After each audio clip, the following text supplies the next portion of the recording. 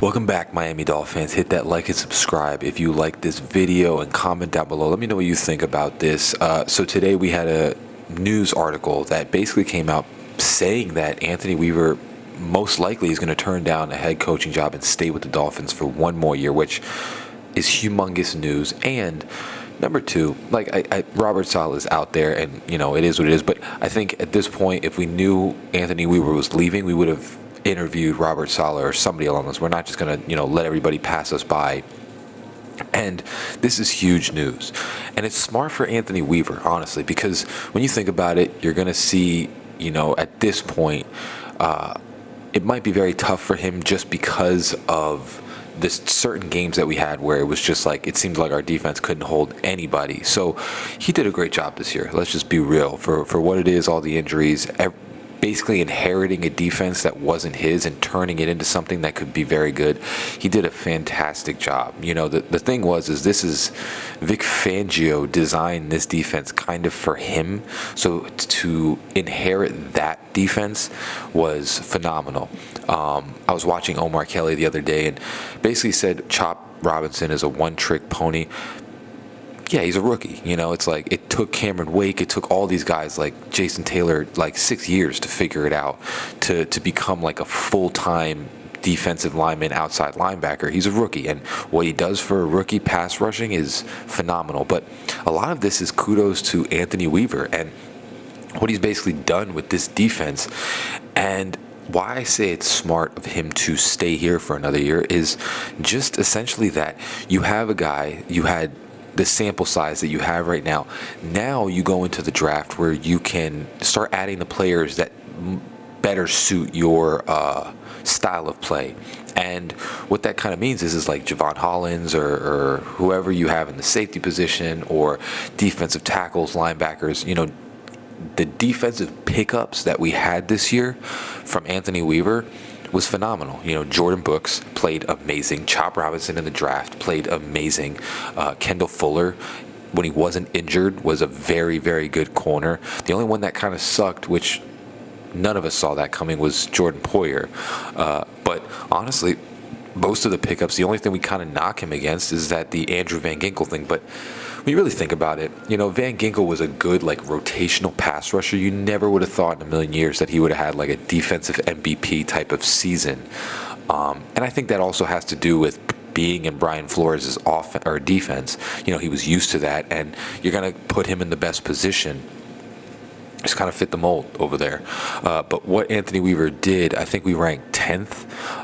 It was like 313 yards per game and 36 touchdowns, which is only 3 more touchdowns than the Philadelphia Eagles allowed, and like 20 more yards.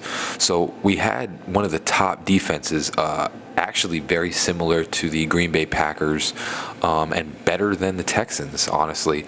So when you look at this defense, it was very good with Anthony Weaver. And the only times that it really falters because you have no depth behind Zach Sealer, and when he was out, we just could not stop the run to save our life, and it basically set up everything on our corners where we just had no pass rush. So now this year, a lot of people, which we'll make a video later on about cap casualties and who we need to, extend and cut and all of this. One of them happens to be Bradley Chubb. And what I don't know. I mean, here's the thing. He had an opportunity to maybe come back, like a big maybe coming back this season. Once next season starts, Bradley Chubb is good to go. And we all forget, Bradley Chubb was the best pass rusher on this team when Jalen Phillips went down. He was basically the only pass rush that we had 2 years ago. And honestly, when he got injured, he was playing at a very high level. He was getting multiple sacks per game.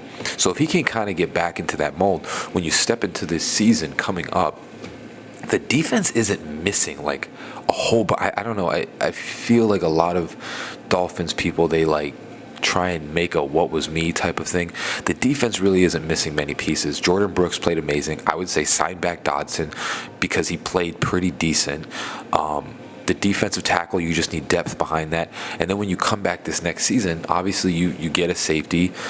Jordan Poyer, we signed him for a couple years, so he'll be back there. And it's not like Jordan Poyer played horrible. it's not like he was letting up touchdowns left and right. He just didn't really do much. He kind of just did his job. Whereas, like, if somebody breaks through, he'll try and tackle him. And, the first part of the season was rough, but towards the end, it's just the thing is he wasn't making plays, but he wasn't messing up either. You know what I'm saying? So, and a lot of people will say the Bills thing, but that was like, there's no way you can move out of the way for that type of hit. So you just need to get another safety and depth behind the defensive tackle, and then maybe a linebacker. But when we're coming into this next season, you have Jalen Ramsey, Kendall Fuller under contract. You need some depth behind them. But this is kind of like a thing for every team. You're going to lose players. You need to get some players back.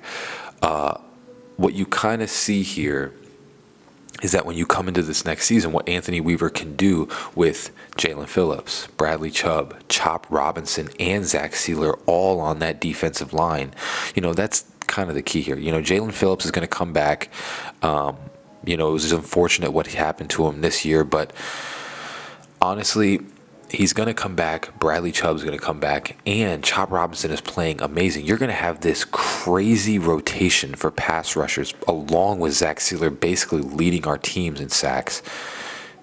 It's going to be a completely different ballgame, and especially having a second year, because you have to understand that it was literally Brian Flores' defense, then Josh Boyer, then Vic Fangio, and it's been like a new defense coordinator every single year. To have a defense coordinator for 2 consecutive years is going to change everything, because it's not learning a new thing. You're just implementing more of a similar defense. And it's different than offense, because offense, you're trying to create plays through different openings and gaps. Defense, you're just trying to confuse the offense. That's basically what defense is. You're trying to create schemes to confuse the offense. So whatever which way that you can do that, fitting this schematic thing, is going to prevail against whatever offense. And what you saw is we were able to generate not a bunch of pass rush, but just whatever we kind of needed from Chop and Zach Sealer. Having Anthony Weaver for a second year and having Bradley Chubb, Jalen Phillips, and Chop Robinson and Sealer, and then whoever we seem to get in free agency if we decide to get someone, it's going to be a different ballgame. The main problem that Anthony had with this year is that your line wasn't getting any push. So most quarterbacks seem to have like 5-6 seconds to throw the ball, and I don't care who you are, you can't cover these NFL receivers for 5-6 seconds. It's basically impossible. They just have one little switch or slant or whatever it is, and they're running down the field. So it happened to us a lot this year. But now, having him implement the style of defense that he wants for a second year and getting the players again that he wants for this year, I think it's going to be life-changing. So having him now, of course, it's not like 100% anything can happen, but I could be real with you. I do think that we would have interviewed a defensive coordinator already if, Anthony Weaver were out the door. We're not just going to let Robert Saleh leave. We're not just going to let, a lot of these defense coordinators start interviewing and be, second base to whatever they're trying to get. So I do think that Anthony Weaver's coming back for another year, and it kind of helps him too. You can solidify yourself as a top defense coordinator, and then you can get the best head coaching job that you can possibly get. So that's kind of like, that's what it is, man. I'm really like, it's 90-ish% that he's going to come back. I'm just waiting for that 100%. But honestly, today, that news article, I mean, he basically is, it looks like he's trying to turn down a job and stay here for another year. He's a leader of men. He's not just chasing the money or whatever it is. He's definitely going to do it right. And I think what he sees too is that, you had these guys for 1 year. You failed, not him personally, but the team failed to accomplish what they wanted to accomplish. He wants to get to that point, to accomplish what he needs to accomplish, not just move on to another team. And that's what I think he's seeing right here. So we'll see what happens. But as always, guys, fins up, baby. Love you all. Comment down below. Tell me what you think about this. Love you all. Peace.